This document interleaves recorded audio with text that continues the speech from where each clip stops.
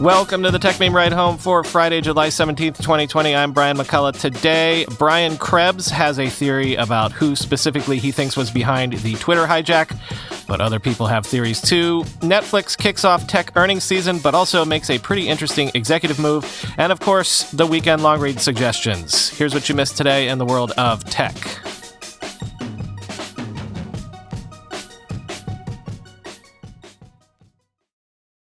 So what do we know about the big Twitter attack at this point? Well, as you'd expect, Brian Krebs is on the case, and he's suggesting, or alleging, that the attack may have been perpetrated by a Joseph James Connor, a 21-year-old English SIM swapper who goes by the handle Plugwalk Joe and who has links to a group that hijacked Jack Dorsey's personal Twitter account last year, quoting Krebs.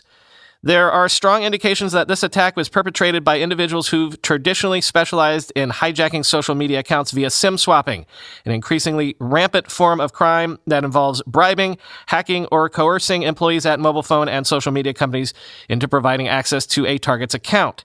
People within the SIM swapping community are obsessed with hijacking so-called OG social media accounts. Short for original gangster. OG accounts typically are those with short profile names such as @B or say @Joe. Possession of these OG accounts confers a measure of status and perceived influence and wealth in SIM swapping circles, as such accounts can often fetch thousands of dollars when resold in the underground. In the days leading up to Wednesday's attack on Twitter, there were signs that some actors in the SIM swapping community were selling the ability to change an email address tied to any Twitter account. In a post on OG Users, a forum dedicated to account hijacking, a user named Chewan advertised they could change email addresses tied to any Twitter account for $250 and provide direct access to accounts for between $2,000 and $3,000 apiece. Krebs on Security heard from a source who works in security at one of the largest U.S.-based mobile carriers, who said the Joe and Dead Instagram accounts are tied to a notorious SIM swapper who goes by the nickname Plugwalk Joe. Investigators have been tracking Plugwalk Joe because he is thought to have been involved in multiple SIM swapping attacks over the years that preceded high-dollar Bitcoin heists, end quote. I recommend reading the whole Krebs piece as he details all of the sleuthing work that has led him to this conclusion. In short, it might be ironic, but Plugwalk Joe might have been unmasked via run-of-the-mill social engineering tricks. But P.S., sources are saying the FBI is also leading a federal inquiry into this hack, and Twitter says it has found no evidence that hackers gained access to user passwords or any other user data, but, and I know nothing about this space, but I kind of side with what Tim Herrera says here. He tweeted, quote, "I know this is me with another conspiracy theory, but it's one I sincerely believe. The Bitcoin part of the Twitter hack was a smokescreen, and the real damage will be ongoing and invisible for months/years. And when we finally see it, we're all going to be like, oh, we're effed. If you could control every verified account, you would tweet a scam no one is going to fall for? Nah.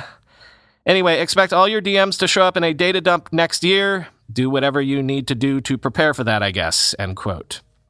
By the way, one more detail just came down right before I started recording from Twitter itself. In its first official comment since the hack, Twitter says a total of 130 accounts were affected, but the hackers were only able to gain control and send tweets from a small subset of those 130 accounts. Quote, "The Guardian understands Twitter has reassured account holders that passwords were not accessed in the attack, but has been unable to provide the same certainty when it comes to other private information, including the contents of direct messages. Quote, we are continuing to assess whether non-public data related to these accounts was compromised and will provide updates if we determine that occurred," Twitter said, end quote. Tech earnings season is upon us once again, but before we get to that, let me get to some big news that was made with the first earnings report before I get to the numbers. Netflix officially named Ted Sarandos as co-CEO of the company and appointed Chief Product Officer Greg Peters as COO. Existing longtime CEO Reed Hastings said that day-to-day operations will not change. In spite of this change in titles, Sarandos has largely been understood to be the force behind Netflix's creative and content production efforts. And Hastings says he is excited to continue at the company, now in a co-CEO capacity, quoting CNBC. Sarandos helped push Netflix to create and then ramp up its original TV shows and movies such as Stranger Things, Orange is the New Black, and The Irishman. That's helped cement his legacy as one of the most powerful people in Hollywood, end quote. So the obvious way to read this is that Netflix is setting up succession planning. Expect Ted Sarandos to eventually, someday, maybe sooner rather than later, be the sole CEO of Netflix when Reed Hastings rides off into the sunset, whenever that may be. Though it should be noted that Greg Peters had been touted as a possible company leader himself someday, so it's notable that Netflix is moving him up to keep him in the fold, I guess. Meanwhile, Netflix reported Q2 revenue of $6.15 billion, up 24.9% year over year, and said that it expects 2.5 million net subscriber additions for Q3, but analyst estimates were for 5.27 million. So Netflix beat revenue expectations, but it's that net subscriber ad number that is always key for Netflix, and that wasn't good. Saying this probably did not make things any better. Quote, growth is slowing as consumers get through the initial shock of COVID and social restrictions, the company said, end quote.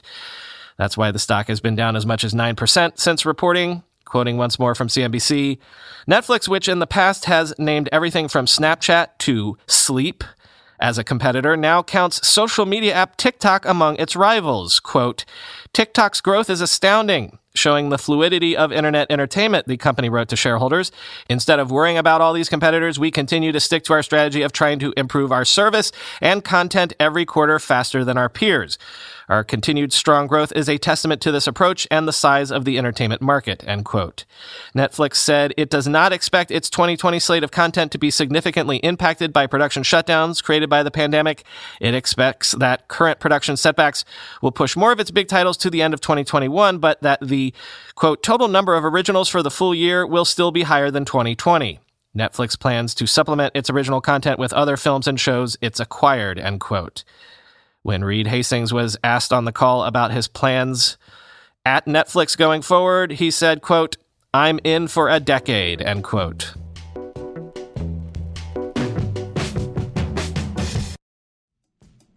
Tiny likes to buy all sorts of businesses, even distressed ones. Let me throw this scenario at you. Maybe things are a bit of a mess at your company. Maybe your hair is on fire and you just need someone to come in and clean things up.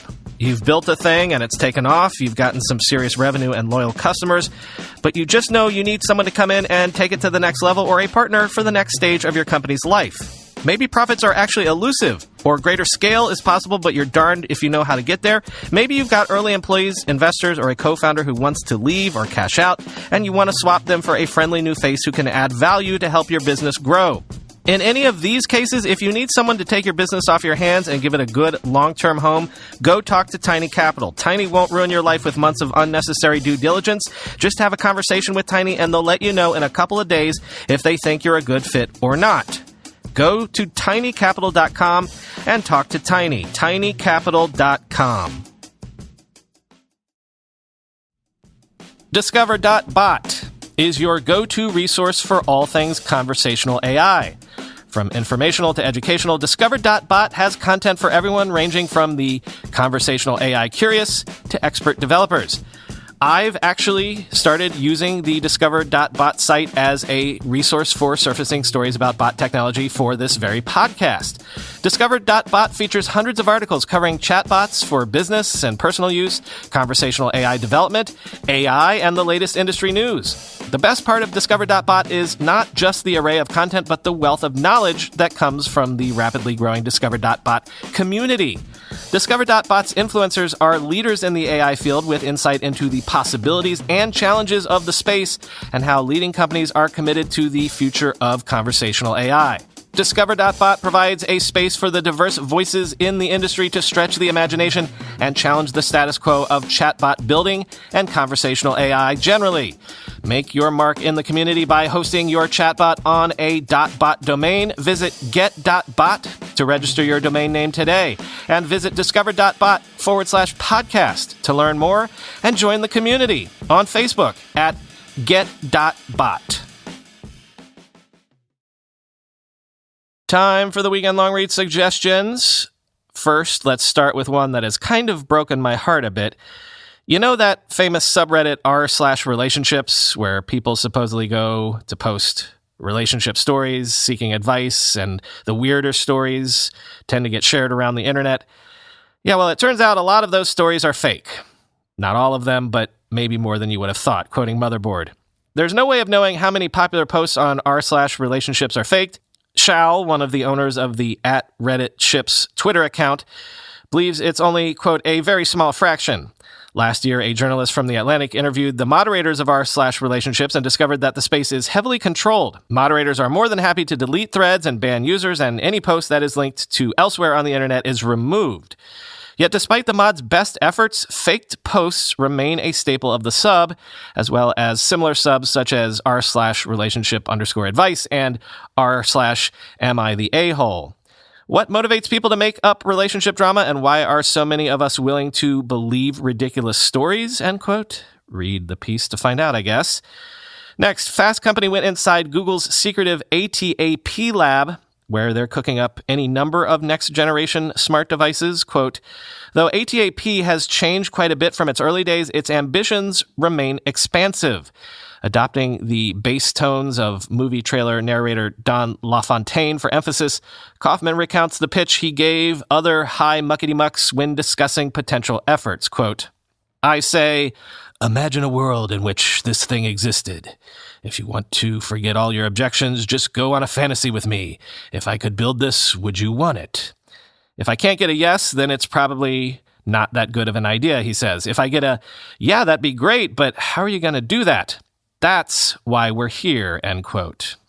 If you're into gee-whiz, next-generation pie-in-the-sky gadgetry, check this piece out for some of the interesting things in ATAP's pipeline. And a couple of profiles now. First, Peacock debuted this week, as we discussed, but I thought I'd also share this deep dive into Peacock's strategy from Variety, because again, strategy is especially important with Peacock because they're arriving late, as we said. Quote, Strauss, chairman of Peacock and NBCU Digital Enterprises, doesn't have everything he wanted for the streaming service's big debut. Most of the Peacock Originals slate has been delayed by COVID-19. The service will come out with just 9 originals, which include a slick series adaptation of Brave New World and UK-set workplace comedy Intelligence, starring David Schwimmer. The Summer Olympics were postponed until 2021, depriving the launch of some valuable promotional real estate. And within 2 weeks before go time, Peacock had deals for Apple, Google, Xbox, and Vizio, and LG TVs, but still had not clinched distribution packs with Roku or Amazon Fire TV, the 2 biggest over-the-top TV device makers. But Strauss remained undeterred, convinced that Peacock's greatest potential lies in the free-to-watch tier, with a light advertising load that promises no more than 5 minutes of commercials per hour. NBCU's theory is that Free as a Bird will resonate with millions of Americans who are financially strapped or just too maxed out to pay for yet another streaming package, end quote.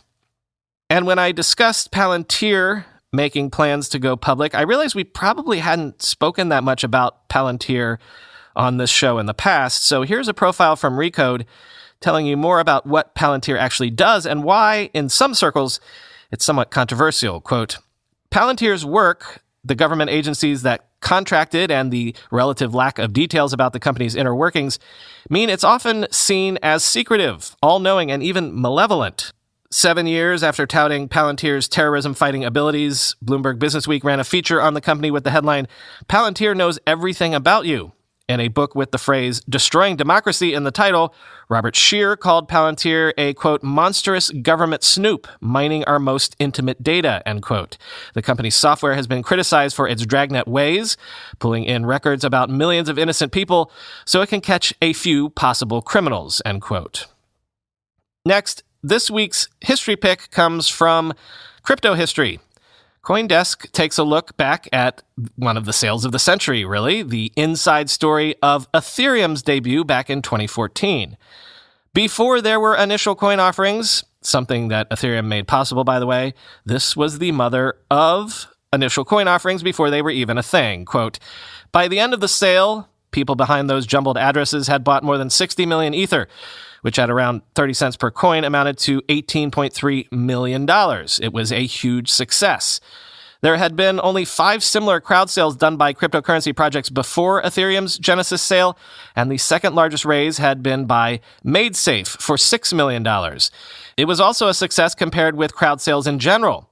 7 months later, Mihai would publish a blog post that said, quote, "According to Wikipedia, Ethereum is rated as the second biggest crowdfunded project in the history of the internet, sitting proudly next to the first occupant that raised over 70 million, but over the course of years, not 42 days, end quote. A whole new financing model had been tested, one where a ragtag group of feuding hackers with no business plan and no live product, let alone users or revenue, could raise millions of dollars from thousands of people all over the world. Before, anyone who wanted to buy stock in big tech firms like Facebook or Google would need a U.S. bank account. Things got even more complicated for those who wanted to invest in startups that hadn't gone to the public markets to raise funds. Now, anyone could be an investor in one of the most cutting-edge technology companies out there. All they needed was an internet connection and at least 0.01 Bitcoin, end quote. And finally, Jean-Louis Gasset wonders if, maybe at long last, we are bearing witness to the death of Wintel, that partnership between Microsoft and Intel that basically was the foundational structure of the tech industry going back to at least the late 80s. Quote, "This leaves Microsoft with a choice. Either forget Windows on ARM and cede modern PCs to Apple, or forge ahead, fix app compatibility problems, and offer an ARM-based alternative to Apple's new Macs. It's a false dilemma, of course. Microsoft will forge ahead with repercussions for the rest of the Windows PC industry. Specifically, what are Dell, HP, Asus, and others going to do if Apple offers materially better laptops and desktops and Microsoft continues to improve Windows on ARM Surface devices? In order to compete, PC manufacturers will have to follow suit. They'll go ARM because, all defensive rhetoric aside, Apple and Microsoft will have made the x86 architecture feel like what it actually is: old. This won't happen overnight, and there will be an interesting mess of x86 and ARM system-on-a-chip machines fighting it out in the marketplace. Large organizations need continuity and would balk at the prospect of servicing two kinds of Windows machines and apps. As usual, they'll downplay Apple's advantage and curse Microsoft for causing trouble, but if the new machines are actually better, rogue members within these organizations will sneak in new devices and software. They always do, end quote. So if you check out the very bottom of today's show notes, you will see the link to the Zoom call. That will be our listener call-in episode tomorrow. I have the link spelled out in the show notes, but also, in case this is useful, the meeting ID is 939-6535-9337. And this time, we've got a password. About 10 minutes before we start the meeting, I'll post the full link on the subreddit again, but this is the only place that you will be able to get the password, so write it down or come back here and get it again tomorrow. The password will be 745364. Again, that's 745364. Trying to avoid those Zoom bombers this time around. And remember, I do want to try to use the video to post to YouTube if we are successfully able to avoid the Zoom bombers, so keep that in mind if you do raise your hand to ask a question. And the time again will be 1 p.m. Eastern Time US tomorrow, Saturday, so what is that, 5 p.m. UTC? Anyway, should be fun. I'll post the audio to the podcast feeds right afterwards, so you can listen even if you don't participate. Already got some great questions lined up. Talk to y'all then.